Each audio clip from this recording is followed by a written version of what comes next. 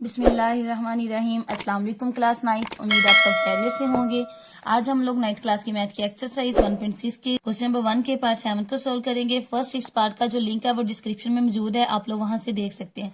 Part 7 को हम लोग दोनों मेथड्स, दी इनवर्जन मेथड से और दी ग्रामर रूल से सोल्व करेंगे। तो चलिए अब हम लोग अपने क्वेश्चन की जानिब चलते हैं।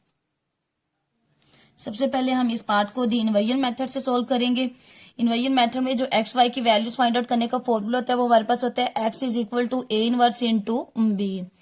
सबसे पहले इन इक्वेशंस को हम लोग मैट्रिक्स फॉर्म में लिखेंगे। इन दी मैट्रिसेस फॉर्म, मैट्रिक्स फॉर्म में इसको लिखेंगे। और हम लोग सबसे पहले जो एक्स और वाई वेरिएबल्स के साथ कोफिशिएंट है उनका एक मैट्रिक्स लिखेंगे। क्या है हमारे पास? एक्स के साथ कोफिशिएंट कौन सा है? 2, y के साथ -2, यहाँ x के साथ -5 और ये लास्ट में -2। एक मैट्रिक्स हम लोग एक्स वाई वेरिएबल्स का लिखेंगे। x और y 2 वेरिएबल्स है हमारे पास। देन लास्ट मैट्रिक्स हम लोग लिखेंगे वो होगा कांस्टेंट वैल्यूज का। और कांस्टेंट वैल्यूज हमारे पास कौन सी है? 4 -10। अब हम लोग लेट करेंगे कि जो हमारे पास कोफिशिएंट का मैट्रिक्स है वो a की इक्वल है 2 -2 -5 -2। उसके बाद x को सपोज करेंगे कि जो वेरिएबल्स का मैट्रिक्स है उसकी इक्वल है x और y के। और जो कांस्टेंट वैल्यूज का मैट्रिक्स है उसे हम सपोज कर लेंगे कि वो हमारे पास किसकी इक्वल है? b की इक्वल है। हम लोगों ने सबसे पहले ये फॉर्मूला क्रिएट करना होता है। उसके बाद यहाँ इसको हमने किसकी इक्वल सपोज किया है? a की इक्वल। उसके बाद x इसको हमने किसकी इक्वल सपोज किया है? x की इक्वल। और ये a के साथ मल्टीप्लाई हो रहा है इज इक्वल टू, और कांस्टेंट वैल्यूज को हम लोगों ने b की इक्वल सपोज की है। तो x हमारे पास किसकी इक्वल है? X y. तो हम लोगों ने एक्स वाई की वैल्यूज फाइंड आउट करनी है। x को इस साइड पे रहने देंगे और a इधर मल्टीप्लाई हो रहा है, b पे क्या हो जाएगा? डिवाइड हो जाएगा। x is equal to a ऊपर जाएगा तो इनवर्स में कन्वर्ट हो जाएगा a इनवर्स इंटू b। अब ये हमारे पास फॉर्मूला क्रिएट हो गया। अब इस फॉर्मूला से हम लोग x और y की वैल्यूज फाइंड आउट करेंगे। यहाँ पर तो हम लोग एक्स वाई पुट कर सकते हैं, b की भी वैल्यू हमारे पास मौजूद है, हम लोग लिख सकते हैं। लेकिन a इनवर्स की वैल्यू हमारे पास मौजूद नहीं है। तो इस मेथड में हम लोगों ने a इनवर्स की वैल्यू फाइंड आउट करनी होती है पहले। तो a इनवर्स फाइंड आउट करने के लिए क्या होता है? एक तो अर्जाइंट ऑफ a चाहिए होता है हमें, और दूसरा क्या चाहिए होता है? a का डिटर्मिनेंट। तो सबसे पहले हम लोग a का डिटर्मिनेंट फाइंड आउट करेंगे। स्ट्रेट बार a हमारे पास क्या है? 2 -2 -5 और -2। डिटर्मिनेंट कैसे फाइंड आउट करते हैं? क्रॉस मल्टीप्लीकेशन करते हैं, यानी 2 मल्टीप्लाई बाय -2, मिड में नेगेटिव साइन, और फिर ये -5 मल्टीप्लाई बाय -2। 2 को 2 से मल्टीप्लाई करेंगे 4, और ये वाला negative sign minus minus plus, और प्लस माइनस माइनस होता है। तो 5 को 2 से मल्टीप्लाई किया 10। ये भी माइनस का है, ये भी माइनस का है, साइन माइनस का रहेगा लेकिन वैल्यूज ऐड हो जाएंगी। 10 में 4 ऐड करेंगे तो 14, यानी जो a का डिटर्मिनेंट हमारे पास आ गया वो आया -14। अब हमें क्या चाहिए? अब हमें अर्जाइंट ऑफ a चाहिए। अब हम लोग अर्जाइंट ऑफ a फाइंड आउट करेंगे। तो a हमारे पास क्या था? a हमारे पास है 2 -2 -5 और -2। जब हम लोग इसका अर्जाइंट लेंगे, अर्जाइंट ऑफ a फाइंड आउट करेंगे, तो क्या होगा? इन दो वैल्यूज की प्लेस चेंज हो जाएगी, यानी -2 ऊपर चला जाएगा और 2 नीचे आ जाएगा। और इन वैल्यूज के साथ साइन चेंज होगा, यानी ये -2 है, जब अर्जाइंट लेंगे तो प्लस का 2 हो जाएगा। ये भी -5 है, जब अर्जाइंट लेंगे तो +5 हो जाएगा। फॉर्मूला हमारे पास क्या था? a inverse is equal to adjoint of a divided by a का डिटर्मिनेंट। तो इनवर्स फाइंड करने के लिए पहले अर्जाइंट ऑफ a की वैल्यू पुट करेंगे। -2 2 5 2, इसको किस पे डिवाइड करेंगे? डिटर्मिनेंट पर। और डिटर्मिनेंट हमारे पास क्या आया? -14, यानी -2 डिवाइडेड बाय -14, फिर 2 डिवाइडेड बाय -14, 5 डिवाइडेड बाय -14, और लास्ट पे 2 डिवाइडेड बाय -14। माइनस से माइनस कैंसिल आउट हो जाएगा। 2 1 जा 2, 2 7 जा 14। A inverse is equal to, इसकी जगह पे हम लोग लिख सकते हैं 1/7। ये भी आ जाएगा 2 1 जा 2 और 2 7 जा 14, ये वाला माइनस और साथ 1/7। ये 5 है, ये कैंसिल आउट नहीं हो रहा, ये -5/14 एज इट आ जाएगा। और ये भी आ जाएगा 2 1 जा 2, 2 7 जा 14 -1/7। ये आ जाएगा हमारे पास a इनवर्स। और फॉर्मूला हमारे पास क्या था? x is equal to a inverse into b। हम लोग इस फॉर्मूले की मदद से x y की वैल्यूज फाइंड आउट करेंगे। x की जहां पे x की वैल्यू लिखेंगे वो हमारे पास है x और y is equal to, a inverse की जहां पे उसकी वैल्यू लिखेंगे, a इनवर्स हमारे पास क्या है? 1/7 -1/7 -5/14 और लास्ट पे है -1/7। और b हमारे पास क्या है, b हमारे पास है 4 और -10। तो b की जहां पे b की वैल्यू पुट करेंगे 4 -10, एक्स वाई एज इट आ जाएगा इज इक्वल टू, अब इस रो को इससे मल्टीप्लाई करेंगे 1/7 को मल्टीप्लाई करेंगे 4 के साथ, फिर मिड में एडिशन का साइन और फिर -1/7 को मल्टीप्लाई करेंगे -10 के साथ। उसके बाद -5/14 को मल्टीप्लाई करेंगे 4 के साथ, फिर मिड में एडिशन का साइन -1/7 को मल्टीप्लाई करेंगे -10 के साथ। एक्स वाई हमारे पास एज इट आ जाएगा, एक्स वाई एज इट आ जाएगा। अब 4 को 1 से मल्टीप्लाई करेंगे तो 4 divided by 7, minus minus plus, 10 को 1 से मल्टीप्लाई किया 10 डिवाइडेड बाय 7। इसी तरह सेकंड रो लिखेंगे, ये देखें सेकंड रो में ये कैंसिल आउट हो रहे हैं ना, ये जो चीज है इसको -5 डिवाइडेड बाय 14 मल्टीप्लाई बाय 4 है, तो 2 2 जा 4 और 2 7 जा 14, तो 5 को 2 से मल्टीप्लाई करेंगे 10 और ये नेगेटिव साइन डिवाइडेड बाय नीचे क्या आ हमारे पास 7। इसी तरह ये प्लस माइनस माइनस प्लस हो जाएगा और ये भी क्या आ जाएगा, 10 को 1 से मल्टीप्लाई करेंगे 10 डिवाइडेड बाय 7। ठीक है, अब ये तो कैंसिल आउट हो जाएंगे, यानी यहां पर हम लोग 7 जब इसका एलसीएम लेंगे तो ऊपर क्या रह जाएगा हमारे पास 4 + 10 और यहां पर क्या आ जाएगा 0। ओके हो गया, एक्स वाई हमारे पास एज इट आ जाएगा इज इक्वल टू 4 में 10 ऐड करेंगे 14 डिवाइडेड बाय 7 आ जाएगा और यहां पर क्या आ जाएगा 0, यानी x is equal to 14 divided by 7 and y is equal to 0। यानी हमारे पास जो x और y का सोल्यूशन सेट आया है वो आया है 14 डिवाइडेड बाय 7 एंड 0। अब इस क्वेश्चन को एक बार हम लोग स्टार्ट से देख लेते हैं। सबसे पहले हम लोगों ने मैट्रिक्स लिखे हैं, एक कोफिशिएंट वैल्यूज का मैट्रिक्स है, एक वेरिएबल का और एक कांस्टेंट वैल्यूज का मैट्रिक्स है।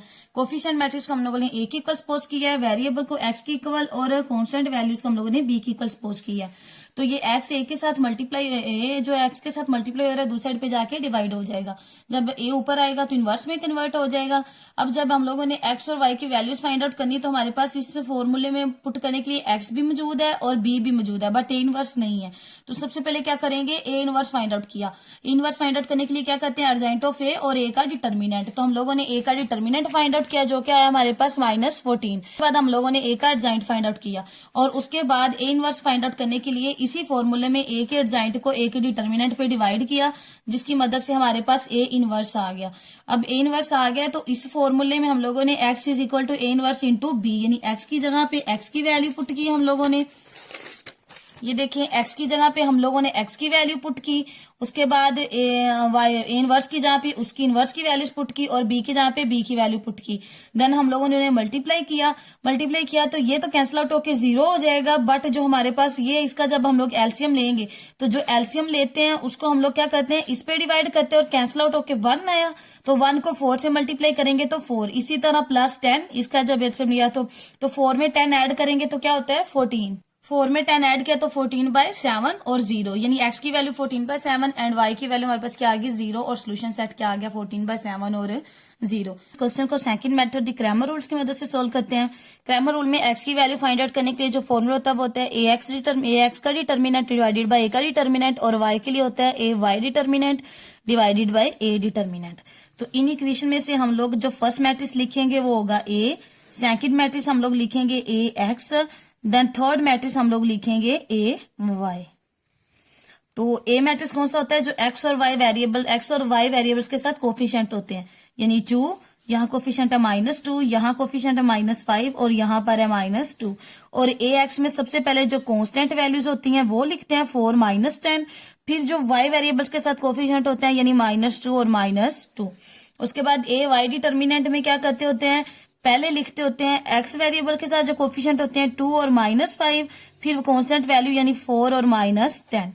अब क्या करना है, अब हम लोगों को इन तीनों मैट्रिसेस का डिटर्मिनेंट लेना है, यानी सबसे पहले हम ए का डिटर्मिनेंट लेंगे स्ट्रेट बार। ए की वैल्यू क्या है 2 -2 -5 -2, ठीक है, यानी क्रॉस मल्टीप्लीकेशन करते हैं, यानी 2 मल्टीप्लाई बाय -2 करेंगे, मिड में नेगेटिव साइन और फिर -5 मल्टीप्लाई बाय -2।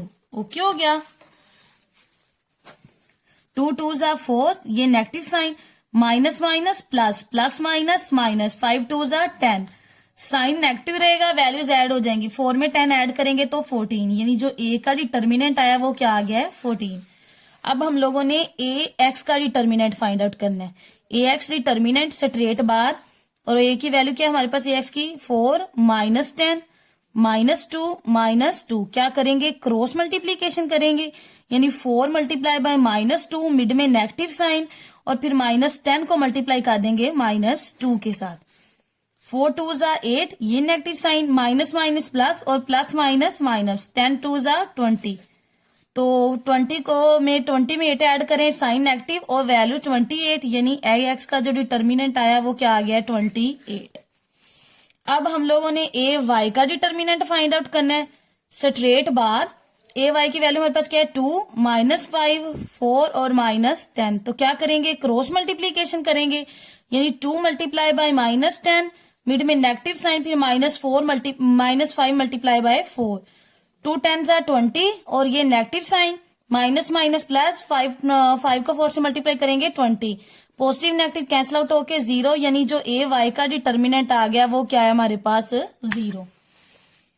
अब हम लोग एक्स की वैल्यू फाइंड आउट करने का क्या फॉर्मूला था, A X determinant divided by A determinant, और वाई के लिए था A Y determinant divided by A determinant, और ए एक्स हमारे पास क्या आया, ए एक्स हमारे पास आया माइनस 28, इसको किस पे डिवाइड करना है ए पे, और वो क्या है माइनस 14, माइनस से माइनस कैंसिल आउट हो जाएगा, 2 7 जा 14, 2 1 जा 2 और 2 4 जा 8, यानी x इज इक्वल टू ऊपर क्या आ जाएगा हमारे पास 14 और नीचे क्या आ जाएगा 7, x की वैल्यू क्या आ जाएगी 14 डिवाइडेड बाय 7, और y क्या आ जाएगा, ए वाई डिटर्मिनेंट हमारे पास क्या है 0, इसको किस पे डिवाइड करना है ए डिटर्मिनेंट पर, वो क्या है हमारे पास माइनस 14, तो y क्या आ जाएगा हमारे पास 0, यानी x हमारे पास क्या आया है 14 डिवाइडेड बाय 7, और y क्या है हमारे पास 0।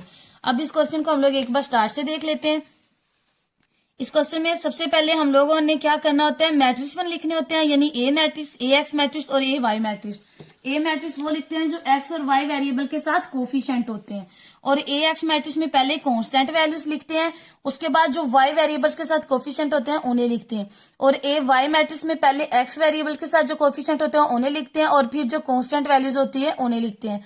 अब क्या करना है, अब हम लोगों ने इन तीनों मैट्रिक्स का क्या लिया, डिटर्मिनेंट लिया है। जब हम लोग ए का डिटर्मिनेंट लेंगे तो ए का डिटर्मिनेंट हमारे पास आया -14, ए एक्स का डिटर्मिनेंट हमारे पास आया -28, और ए वाई का डिटर्मिनेंट हमारे पास आया है 0।